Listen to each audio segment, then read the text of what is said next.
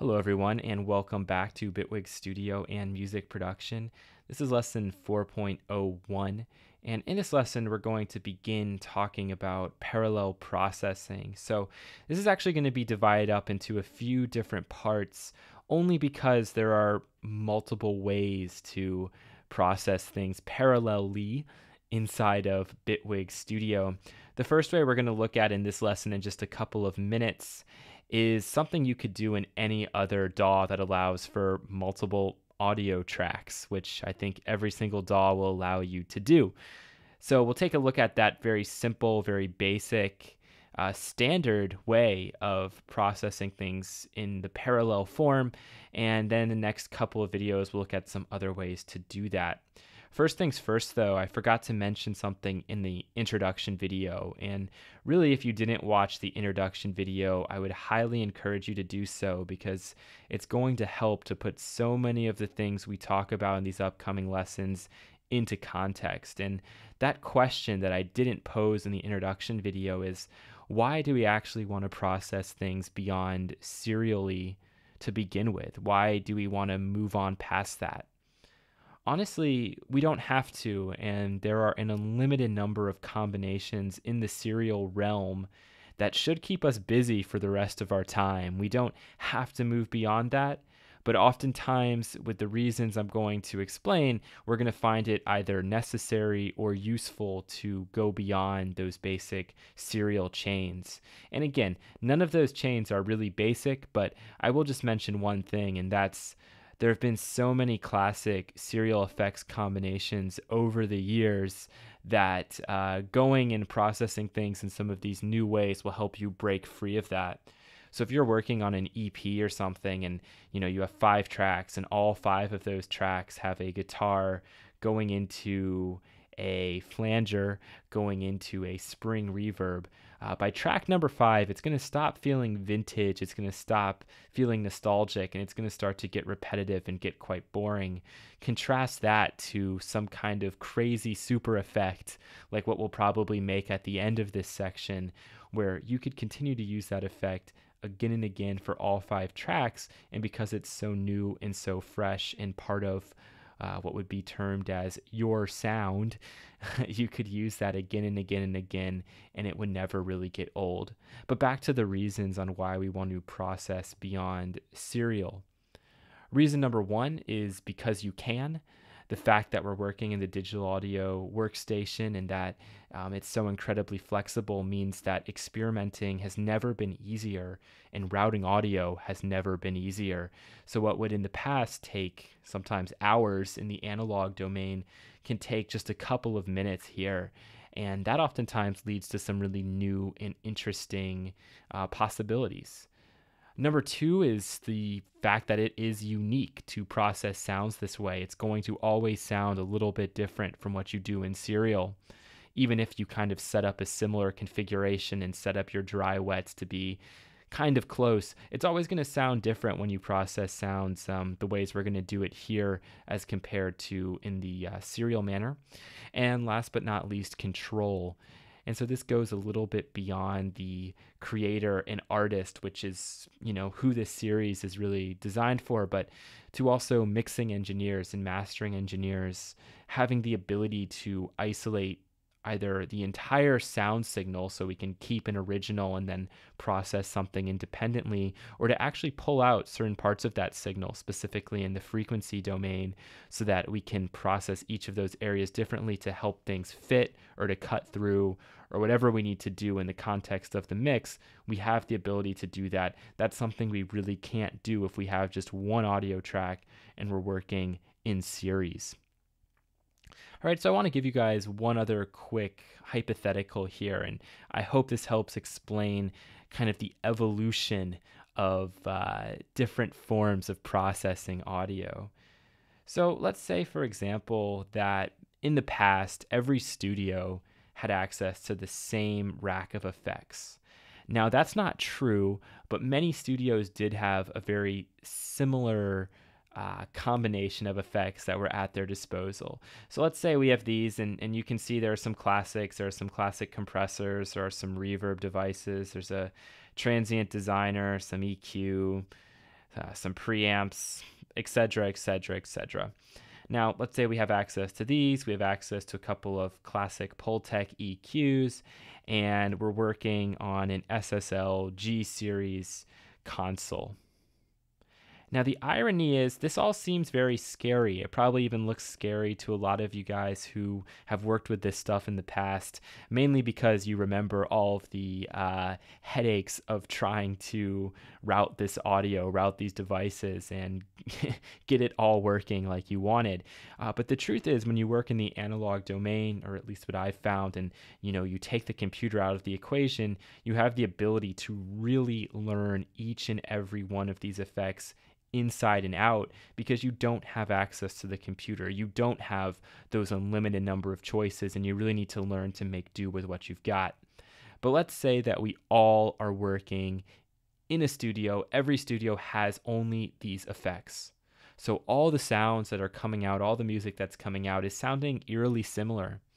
So one day some guy sits at the SSL and decides, you know what, I really like the sound of this bus compressor, and I'm going to use it on my drums. I'm going to use it on my final mix. I'm going to do that, and it's going to make my sound, everything's going to fit together a little bit better. I can turn it all up a little bit louder. It's giving me a little bit more power than my competition. For a short amount of time, that guy is going to be the in-demand guy, especially if people really respond well to that sound. And that's kind of, I guess, the important caveat. That guy who sat down and decided to do that had probably failed 100 times with other experiments. But this was the experiment that worked, and this is now the thing that everybody wants to come to this guy for, that particular sound. Well, for a certain amount of time, he's the front runner. Everyone's going there, but all of the competition is going to be listening to his mixes, and somebody's going to figure out, hey, I know how to do that. And they're going to do the same thing. And then the next guy down the road is going to do the same thing until everybody's doing it. And now suddenly everybody sounds the same again. So that same guy sits down at the mix bus and figures out, something I can do that's really cool. I can route my audio and I can make a duplicate of this particular track. And when I make that duplicate, I can process that independently of the original. And suddenly now, again, that guy has this new ace in the hole. He has something that nobody else has. And then everybody eventually starts to pick up on it, and they implement that. And then he sits down again and goes, everybody again has that same ability. So what's something new that I can add in here? Maybe I can take this really rich sound and I can split it. And I can have just the low end, just the mid end, and just the high end. And again, I can process that independently. Nobody else can do that. So yet again, that guy is top dog. And so these sorts of cycles and these sorts of actual things have happened. And it's taken a number of years, a number of failed experiments to come across some of these new forms of processing. But nowadays, we have the digital audio workstation, and I always like to imagine the digital audio workstation is kind of like the perfect analog domain, minus that really nice and warm analog sound. Because what the digital audio workstation attempts to emulate is the analog mixing world, the analog domain, only much more conveniently. So instead of having to spend all of that time doing routings and failed and screwy cables and all of this and patch bay nonsense, what we can do is we can very easily just route all this stuff digitally. And by doing that, we've avoided those pitfalls, but we've also, have taken all of those years of experimentation and have just thrown it into this one little package. For the new composer, for the new producer, for somebody new to audio, it can be incredibly overwhelming, and it really is. But for the experienced producer, for the experienced creator, it's not so overwhelming. It's just easier. So again, we're going to take all of these things one step at a time, and I'm going to try not to overwhelm you with information. I'm going to try to explain this stuff so that it actually makes sense. And so what we're going to do in this first lesson is talk about parallel processing and set up the most basic of parallel processing chains, if you will, or I should say multiple chains. So what is parallel processing? Parallel processing is simply duplicating an audio signal so that you can process each of those audio signals independently. Or if you want, you can take an original audio signal, duplicate it out as many times as you want, leaving that original intact. And so what do you do after you've processed these all on their own audio channels? You then can go ahead and mix those levels back in and make a combination. So instead of just having that one channel that's going through a chorus, that's going through a reverb, that's going through a delay, you can separate that out and specifically dial in that chorus sound, dial in that reverb sound, dial in that delay sound, and not have to worry about that chain. So instead of going reverb into delay, you can have reverb and you can have delay, and they are now separate. All right, I hope that makes a lot of sense. We're going to do a quick example here, and I'm going to show you the easiest configuration. So as I promised, we have just a totally blank project here inside of Bitwig Studio, and I'm just going to find an instrument that has some dynamic capabilities, that if I hit the key softly, it plays soft. If I hit it loud, it plays loud. And the classic example of like parallel compression or New York compression, it's called New York compression because the first studio to come up with this, or at least the first studio credited with coming up with this idea, was in New York. And so it was very stylistic for that particular region of the world. But anyway, let's just pull in this Rhodes before I go on a 30-minute history lesson. And let's just take a quick listen to this. Probably hear me pounding away on that key. I just want you guys to hear these changes in velocity. All right, let's just record something in quickly. Probably just play a scale. That was terrible. Let's start that again. Wow.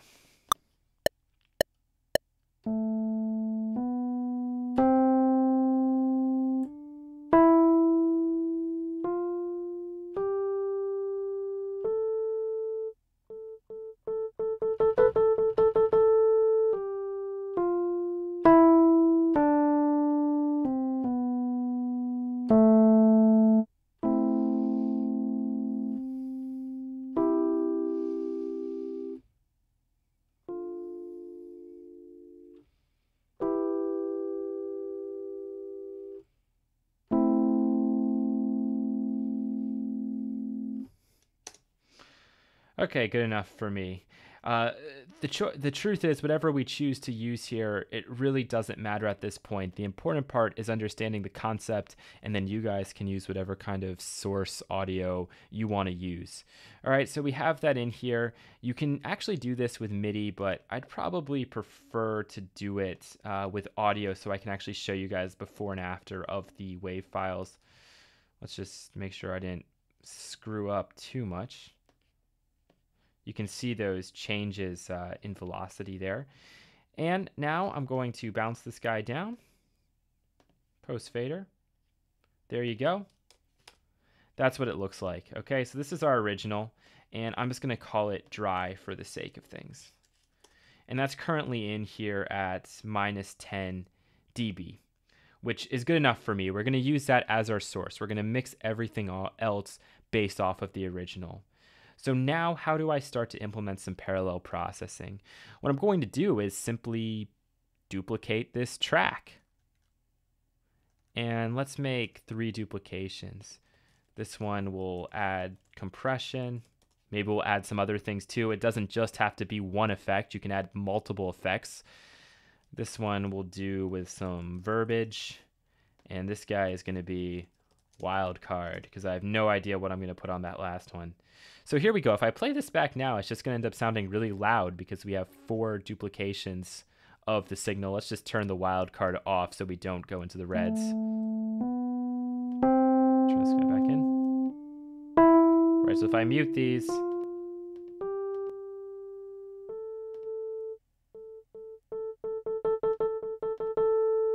all we're doing is adding level.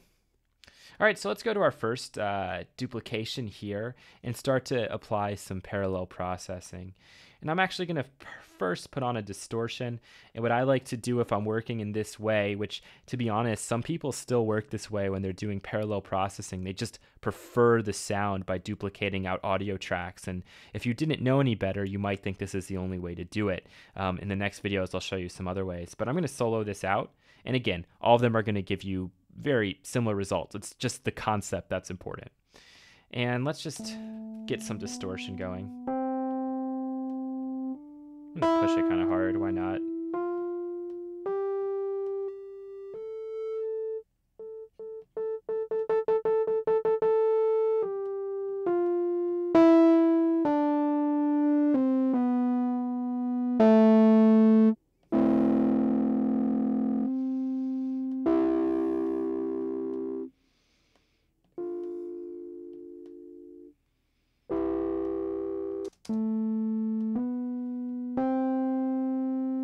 A lot of times I just like to put a little bit of distortion before a compressor. So now what I'm going to do is I'm going to add the compressor. And here's the important part about parallel compression. What parallel compression is going to allow us to do is to really compress the living bejesus out of this signal if we want to, because we have the original. The original is going to contain all of the dynamic changes, the dynamic range, if you will. So we have some really low parts, and we obviously also have some pretty loud parts in this signal. What I'm going to do is I'm really going to squash this compressed version, and when I do that, it's going to then mean that when I mix it back in, I don't have to worry about losing transients or losing all of the dynamic range because I'm keeping some of that in the dry signal. All right, so I'm going to put the ratio to something like 2 or 3 to 1. I'm not going to go really crazy with it. But with a lower ratio like this, that usually then means you can pull the threshold much further down. Put the attack down to 0 or close to it. I never like to put it all the way at 0.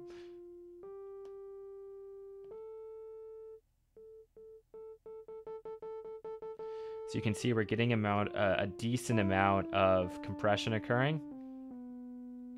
And we're still maintaining a little bit of dynamics. You can see it's bouncing around. Let's apply some makeup gain.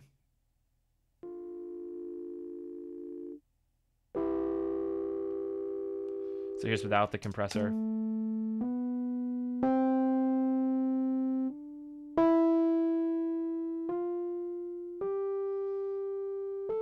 Here's with it.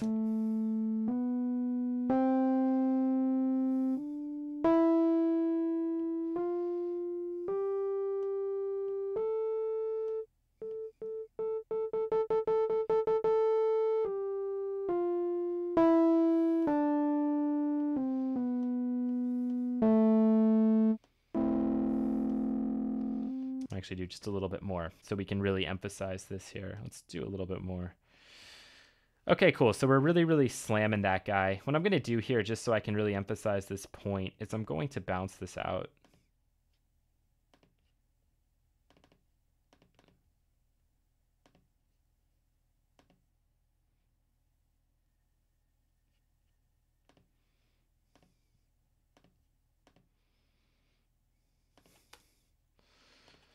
Let's do that one more time. I'm going to really crank the output here.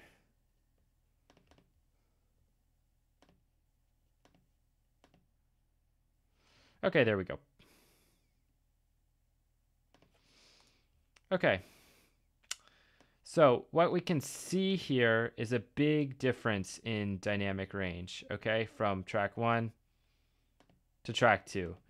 You can see we've limited that up just a little bit, and now I could mix this signal back in with my dry.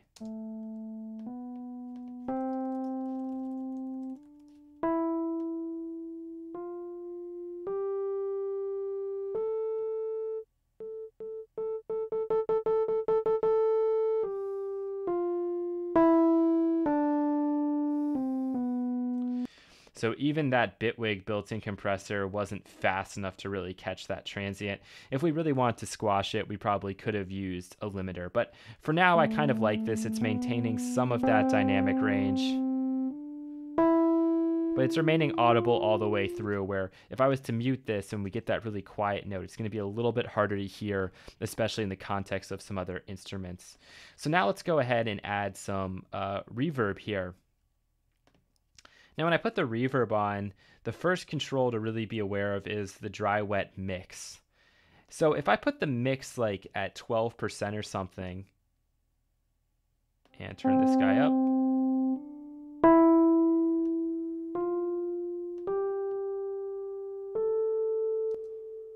We can hear that reverb, but we can hear some of that reverb, but we can also hear some of the original dry signal. Now, normally in this context of parallel processing, because we have an original dry signal, we have a compressed signal that's already dry, do we really need to have any more dry signal coming in?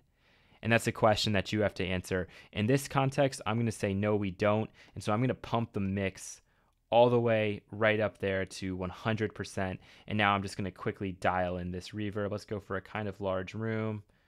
Just a touch of pre-delay. Hype those lates.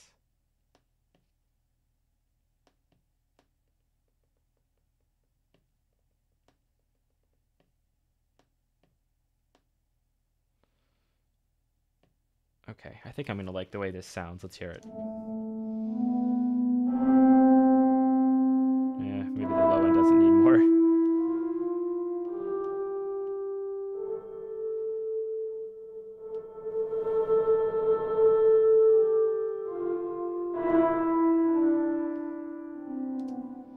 And maybe after the reverb, I'll add a blur.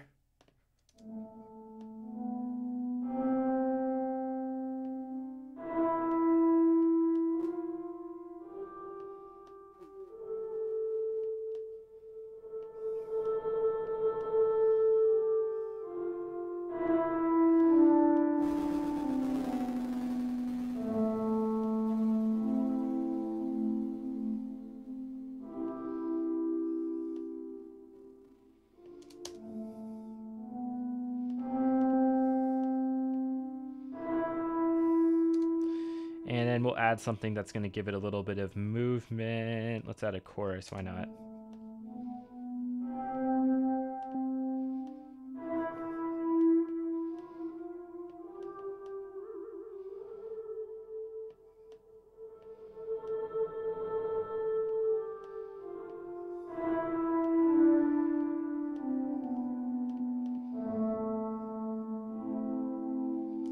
Okay, very cool. So now if I want, I can also start to mix this back in with our dry and with our compressed signal. Here we go.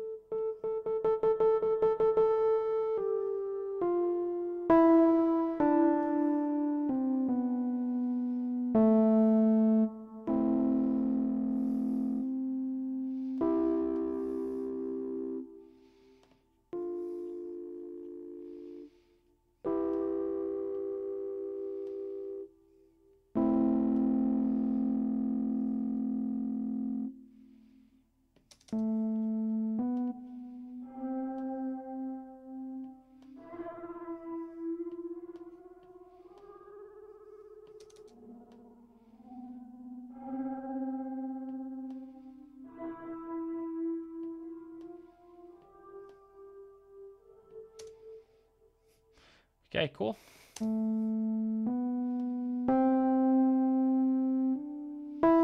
If I emphasize that left to right movement a little bit more, I can oftentimes pull this guy down a little bit in the mix. All right, and last but not least, we have our wild card in here. I don't know what I'm going to do. Let's do something a little bit crazy. Let's see. Flanger.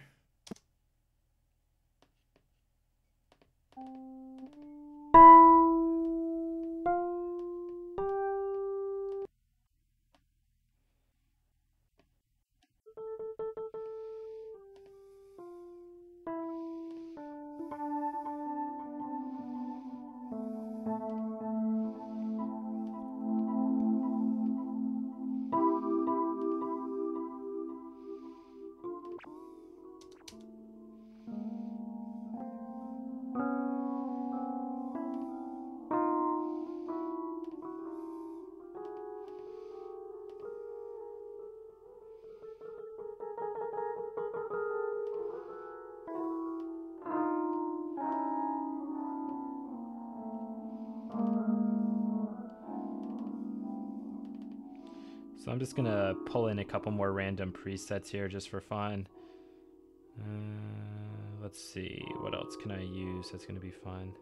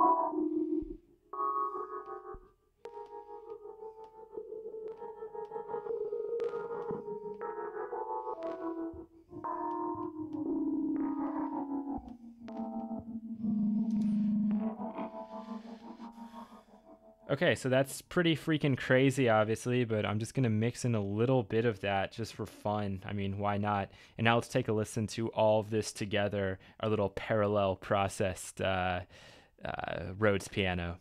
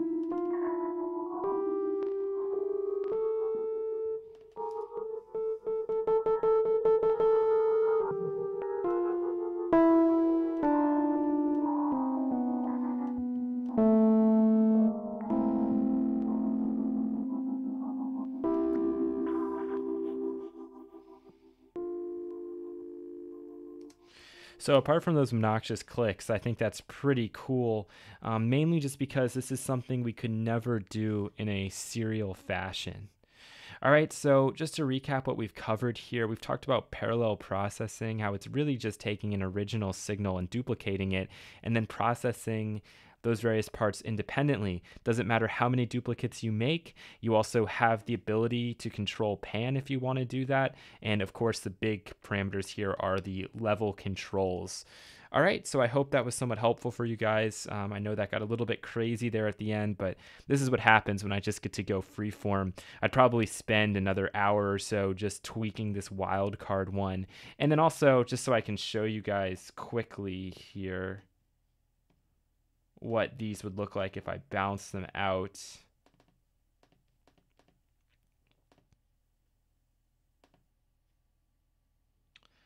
We can take a look at them if we like.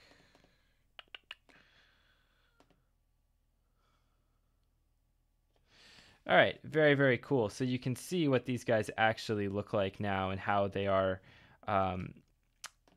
quite a bit different from our original. Just so we can go through and look at them. 1, 2, 3, 4. All right, very cool. Lots and lots of fun. And I hope you guys have some good times experimenting with this particular technique. Thank you so much for watching, and you'll hear from me again in the next lesson. Take care.